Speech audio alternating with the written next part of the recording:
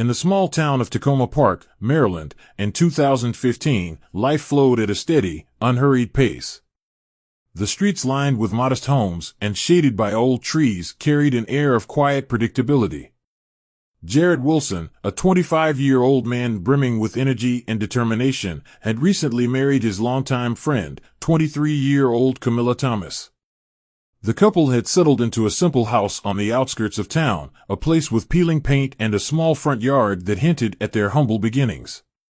Jared spent his days working as an auto mechanic at a local garage, his hands often stained with grease as he tinkered with engines. He harbored a dream of one day opening his own repair shop, a vision that fueled his long hours and tireless effort. Camilla, meanwhile, was nearing the end of her nursing courses, her evenings filled with textbooks and study notes as she prepared for a career in healthcare. Together, they mapped out a future that felt within reach, their shared optimism a thread that bound them tightly.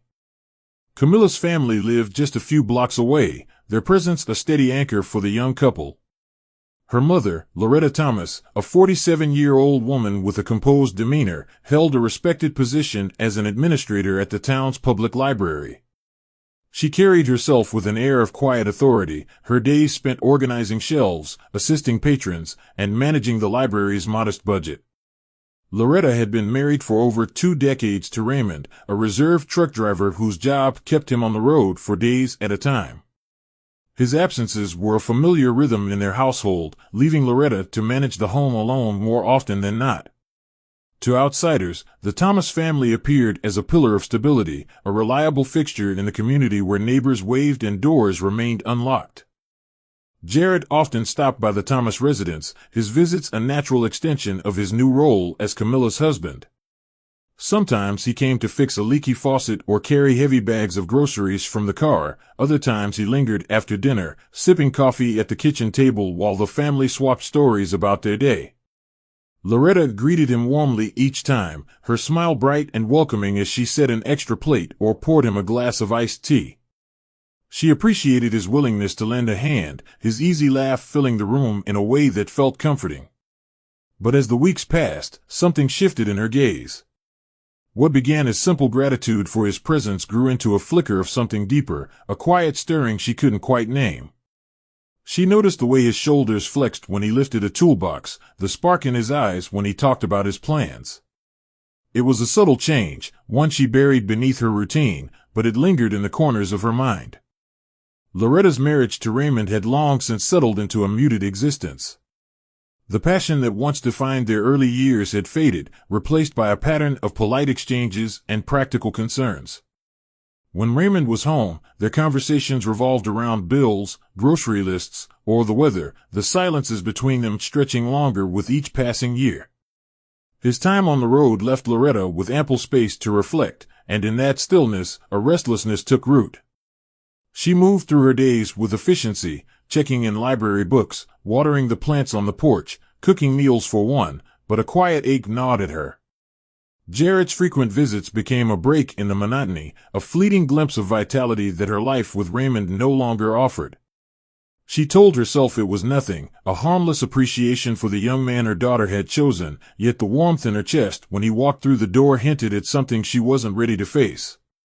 For now, the rhythm of Tacoma Park rolled on, its surface calm masking the currents beginning to swirl beneath. Loretta found her thoughts drifting to Jared more often as the days went by.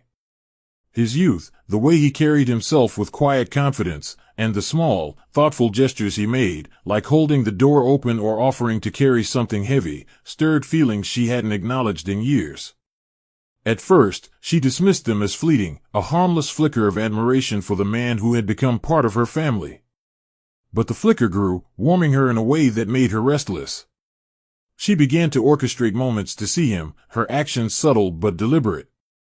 One afternoon, she asked him to fix an old lamp in the garage, claiming the wiring had gone bad, though she could have easily called an electrician.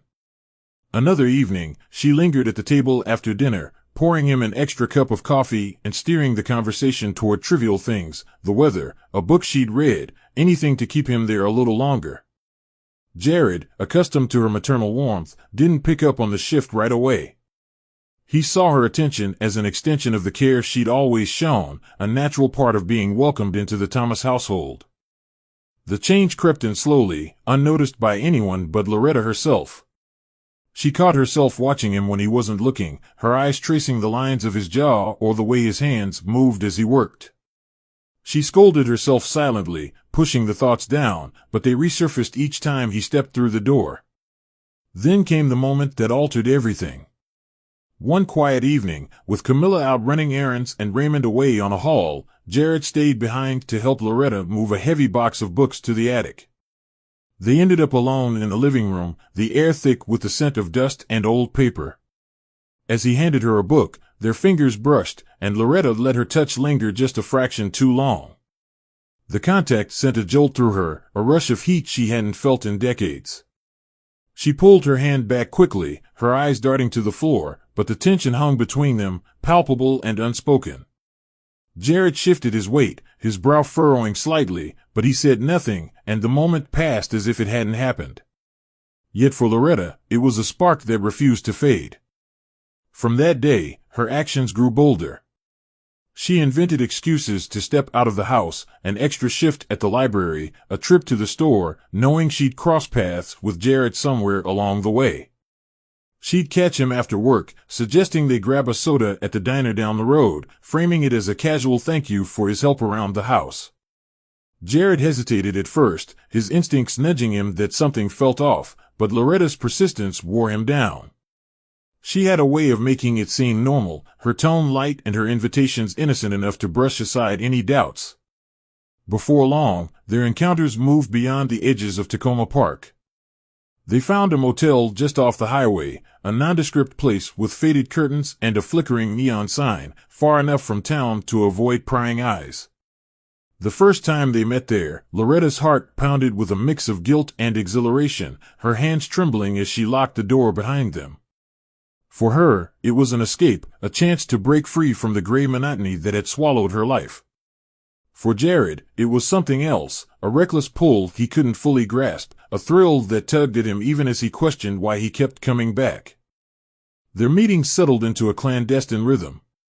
Loretta would slip away in the late afternoons, her purse slung over her shoulder as she told Raymond or Camilla she had paperwork to finish at the library.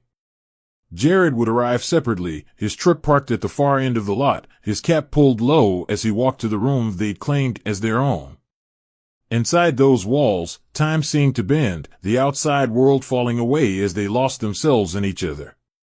Loretta felt alive again, her senses sharpened by the secrecy and the rush of something forbidden. Jared, though drawn in by her intensity, carried a flicker of unease he couldn't shake. He told himself it was nothing serious, just a detour from the life he'd built with Camilla, but the weight of it grew heavier with each visit. Back at home, Camilla began to notice subtle changes. Jared's hours stretched longer, his excuses about late nights at the garage piling up. She brushed it off as stress or extra work, her trust in him holding firm, but a quiet doubt started to take root, whispering that something wasn't quite right. For now, the town slept on, its stillness masking the fragile threads beginning to unravel. The affair between Loretta and Jared intensified as the weeks slipped by, their stolen moments in the motel growing more frequent and charged with urgency. The secrecy that once thrilled them now wove a tighter web around their lives, pulling them deeper into a connection neither had fully anticipated. Loretta felt the pull strongest, her days at the library passing in a blur as her thoughts circled back to Jared, to the way his presence erased the emptiness she'd carried for years. Jared, too, found himself caught up in the momentum, his initial hesitation giving way to a reckless abandon that surprised even him. They moved through their separate routines, her at the library desk, him under the hood of a car, but the pull between them grew undeniable, a current that swept them along with little regard for the consequences. Then came the moment that shattered the fragile balance. Loretta noticed the signs first, a faint queasiness in the mornings, a tiredness that clung to her despite ample sleep. She dismissed it as stress, a byproduct of her double life, until the realization hit her with cold clarity. A trip to the drugstore confirmed it, she was pregnant. The test sat heavy in her hand, its two pink lines staring back at her like an accusation. Panic surged through her, her breath catching as the implications sank in. At 47, she hadn't imagined herself facing this again, not now, not like this. The thought of carrying Jared's child threatened everything: her marriage to Raymond, her bond with Camilla, the carefully constructed life she'd maintained in Tacoma Park. Shame mingled with fear, her mind racing with images of whispered gossip, pointed fingers, and a family torn apart. She decided then that it couldn't go on. She would end the pregnancy, sever the tie with Jared, and bury the whole affair in the past, locking it away like a book shelved and forgotten. When she told Jared, she chose a quiet moment after one of their motel meetings, her hands folded tightly in her lap as she forced the words out. His reaction caught her off guard. Where she saw a crisis, he saw possibility. His eyes lit up with a strange mix of surprise and determination, his posture straightening as he processed the news.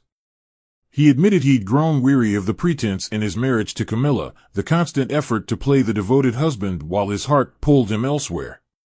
The pregnancy, to him, was a turning point, a chance to leave behind the life he'd outgrown and build something new with Loretta. He suggested they make it real, that she leave Raymond and he leave Camilla, so they could raise the child together. His voice carried a quiet conviction, as if he'd already envisioned them as a family, free from the shadows they'd been hiding in. For a fleeting moment, Loretta glimpsed the life he described, but the vision dissolved under the weight of her dread. She recoiled at the idea, her mind spinning with the chaos it would unleash. The scandal would ripple through Tacoma Park, staining her reputation and shattering the fragile peace she'd clung to with Raymond. She pictured Camilla's face, the betrayal that would carve itself into her daughter's eyes, and the thought made her stomach churn. Stability, however dull, had been her anchor. To abandon it for something so uncertain felt like stepping off a cliff. She shook her head, her resolve hardening as she rejected his proposal. Jared pressed harder, his frustration bubbling up as he argued that they couldn't just erase what had happened, that the child deserved more than a secret ending. Loretta dug in, her fear sharpening into defiance as she insisted on the abortion, on cutting him out of her life entirely. Each refusal fueled his persistence, and each plea from him stoked her desperation, until the air between them crackled with unresolved tension. The rift widened, their once shared escape now a battleground of clashing desires. They couldn't leave it unresolved, not with so much hanging in the balance. After days of strained silences and avoided glances, they agreed to meet one last time to settle things. Jared suggested a spot he'd found weeks earlier, a dilapidated cabin tucked along the banks of the Potomac River, its weathered boards sagging under years of neglect. It sat far enough from town to keep their discussion private, its isolation a mirror to the corner they'd backed themselves into. Loretta agreed, her heart heavy with the certainty that this would be the end. She drove there under a gray sky, the river's slow churn a distant hum as she steeled herself for what lay ahead. Jared arrived shortly after, his truck kicking up dust on the overgrown path, his face set with a determination she hadn't seen before. The cabin loomed ahead, its shadowed interior waiting to hold the weight of their unraveling. The meeting at the cabin began with a stillness that belied the storm brewing beneath. Jared stepped inside first, his boots scuffing against the warped wooden floor as he turned to face Loretta, who followed with hesitant steps. The air inside smelled of damp earth and mildew, the faint light filtering through cracked windows casting long shadows across the room. They stood a few feet apart, the rickety table between them a silent witness to the tension that had brought them there. Jared's shoulders were squared, his jaw tight with resolve as he laid out his case, his hands gesturing with quiet intensity. He painted a picture of a life they could share, one where the child growing inside her became the cornerstone of something new, something real. His eyes searched hers, seeking a crack in the wall she'd built, a sign that she might bend to his vision. Loretta stood rigid, her arms crossed tightly over her chest as his words washed over her. Fear coiled in her gut, a cold weight that drowned out his pleas. She shook her head, her lips pressing into a thin line as she countered his every point with trembling determination. The pregnancy, to her, was a mistake to be erased, a threat to the fragile order she clung to. She pushed back against his optimism, her voice quivering as she accused him of being blind to the wreckage their choices would leave behind. Her mind flashed with images of Camilla's heartbreak, Raymond's quiet judgment, the whispers that would follow her through Tacoma Park. Jared's patience frayed as she dug in, his tone sharpening with each refusal. He stepped closer, his hands dropping to his sides as he urged her to stop hiding, to see the child as more than a burden she could cast aside.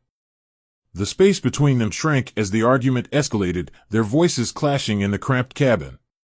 Loretta's fear twisted into anger, her body trembling as she flung back his accusations, her words laced with bitterness. Jared matched her intensity, his frustration spilling over as he demanded she look beyond herself, beyond the fears that held her captive. The air grew thick, the weight of their clashing wills pressing against the walls. Loretta backed toward the table, her hands brushing its edge as she sought something solid to anchor her spiraling emotions. Her fingers grazed the cold surface of a heavy glass sugar bowl, its chipped rim the only remnant of the cabin's forgotten past.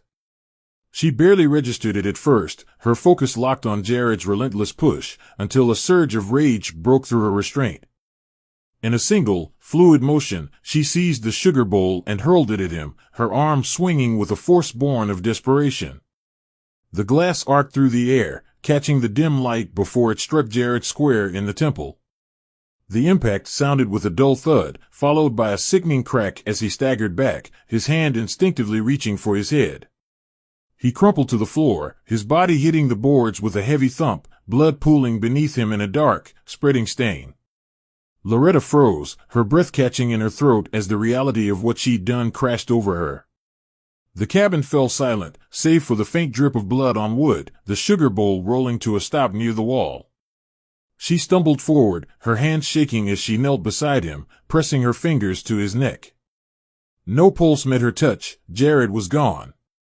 Panic seized her, her mind racing as she stared at his lifeless form. The blood matted his hair, his eyes half open in a vacant stare that bore into her.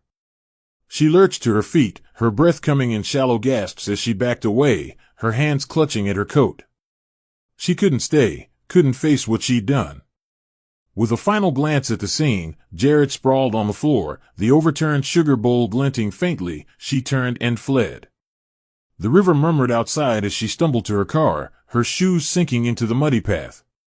She drove back to Tacoma Park, her knuckles white on the steering wheel, her face a mask of forced calm by the time she stepped into her house. She moved through the evening as if nothing had changed, washing dishes and folding laundry, her mind numbly repeating that no one would know. The next morning, Camilla's confusion broke the silence. Jared hadn't come home. By midday, she called the police, her voice tight with worry, while Loretta sat in the kitchen, her hands folded, her secret burning beneath her skin. The Tacoma Park police launched their investigation into Jared's disappearance with a methodical sweep of the town's edges, their patrol cars weaving through quiet streets as the afternoon sun dipped low. They discovered his truck first, parked haphazardly on a dirt pull-off near the Potomac River, its keys still dangling in the ignition. The vehicle sat undisturbed, its tires caked with dried mud, but no signs of a struggle marred the scene, no broken glass, no scuff marks, just an eerie stillness that raised more questions than answers. Officers combed the surrounding brush, their boots crunching through fallen leaves, but the trail went cold at the water's edge. Back at home, Camilla unraveled under the weight of her husband's absence.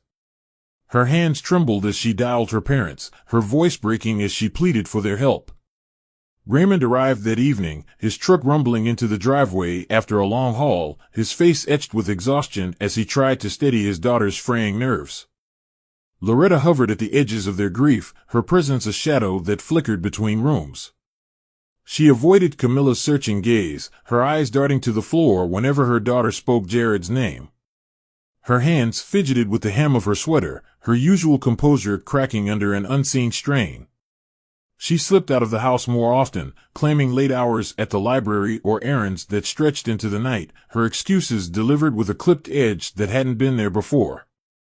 Raymond, preoccupied with consoling Camilla, chalked it up to stress, his own weariness blinding him to the shift. But Camilla felt it, a gnawing unease that settled in her chest, sharpened by the days Jared had spent drifting away before he vanished. She replayed their last weeks together, her mind snagging on fragments, the times he'd mentioned helping her mother with some task, the evenings he'd come home late with grease-streaked clothes and vague explanations. Her suspicion deepened one gray afternoon when she rummaged through Loretta's purse, searching for a spare set of keys to the shed. Her fingers brushed against a crumpled receipt, its edges worn as if it had been handled too often. She pulled it out, her breath catching as she read the details, a charge from a motel off Route 410, dated just a week earlier. The name meant nothing to her at first, a cheap roadside stop miles from town, but its presence in her mother's bag struck a dissonant chord. She sat back on her heels, the paper trembling in her hand as pieces began to align, Jared's absences, Loretta's evasiveness, the way they'd both brushed off her questions with practiced ease. The realization clawed at her, a betrayal she couldn't yet name. She confided in a friend later that night, her voice low as she spread the receipt on the table between them. Her friend's eyes narrowed, her advice cutting through Camilla's haze, take it to the police, let them figure out what it meant. Meanwhile, the investigation gained momentum. An anonymous call crackled through the station's line late that evening, the voice hushed and hurried as it pointed detectives to a derelict cabin nestled along the riverbank. The police arrived at dawn, their flashlights slicing through the morning mist as they pushed open the sagging door. Inside, they found Jared sprawled across the floor, his body stiff and cold, a dark gash splitting his temple. Blood had dried in a jagged pool beneath him, the air thick with the coppery tang of it. The glass sugar bowl lay tipped on its side, its weight incongruous in the barren space, its surface smeared with faint prints. The scene told a story of sudden violence, a single, fatal blow that had ended in silence. Detectives crouched over the evidence, their gloved hands cataloging every detail as they pieced together the timeline. Tire tracks scored the muddy path outside, their tread matching the worn grooves of Loretta's sedan, a detail that snapped into focus when they ran the plates. The prints on the sugar bowl sealed it, Loretta's fingerprints, lifted clear and unmistakable from the glass. The officers exchanged glances, their expressions hardening as the implications settled in. They photographed the scene, bagged the bowl, and traced the tracks back to the road, their radios buzzing with updates as the case shifted from a missing person to a homicide. Camilla remained unaware, her mind still tangled in the motel receipt and the questions it raised, while Loretta sat at home, her hands folded in her lap, her face a blank slate hiding the chaos within. The police moved quietly, their net tightening around the woman who'd left her mark on the cabin's grim tableau, the weight of their findings pulling the truth closer to the surface. The police summoned Loretta to the station the morning after they processed the cabin's evidence, their call cutting through the stillness of her kitchen like a blade. She arrived with her coat pulled tight around her, her face a mask of calm that betrayed none of the turmoil churning inside. The interrogation room was stark, its gray walls and fluorescent lights casting harsh shadows as she sat across from two detectives. They began with simple questions, where she'd been the day Jared vanished, what she knew of his habits, but her answers came steady and firm. She claimed she hadn't seen him, hadn't spoken to him, her voice unwavering as she wove a story of routine normalcy.